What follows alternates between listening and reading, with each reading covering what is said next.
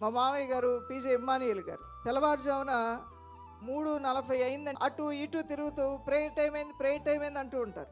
ఆ టైంలో లేవాలి, అందరం లేచి బ్రష్ చేసుకొని మొహం కడుక్కొని 4 గంటలకల్లా ప్రార్థనలోకి వచ్చి కూర్చోవాలి.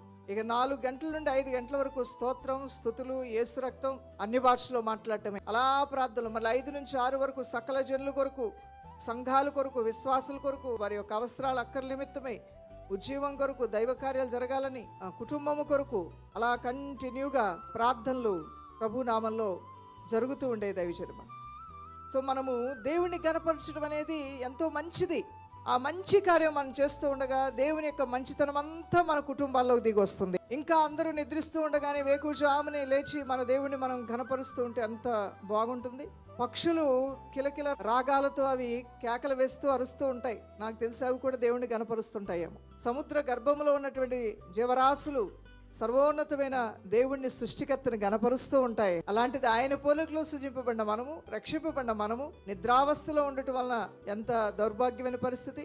మన దేవుడిని మనం ఎల్లవేళలా గణపరిచే కృప దేవుడు మనకిచ్చును గాక. మరి ఇప్పుడు మీరు చూడండి, అసలు తెల్లవారుజామున ఆ 4 గంటలకే ప్రార్థనలు జరుగుతుంటే వేల మంది వచ్చేసి మీరు ప్రార్థనలో ఉంటున్నారు.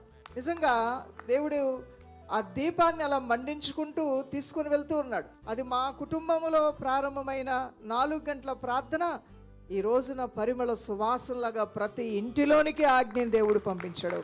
ఆ మంటని ప్రతి ఇంట్లోనికి పంపించాడు. ఎందుకు పంపించాడు? దేవునికి ఇష్టమైన కార్యం అది. ఆ బలిపీఠం మీద ధూప దీప నైవేద్యములు అర్పించబడాలి. స్తుతియాగము, స్తోత్రయాగము, ప్రార్థనలు, విజ్ఞాపనలు అలా దేవుని సన్నిధిలో అర్పించబడుతూ ఉండాలి. అది మండాలని దేవుడు కోరుకుంటున్నాడు. అది ఆరిపోకూడదని దేవుడు కోరుకుంటున్నాడు. హల్లెలూయా.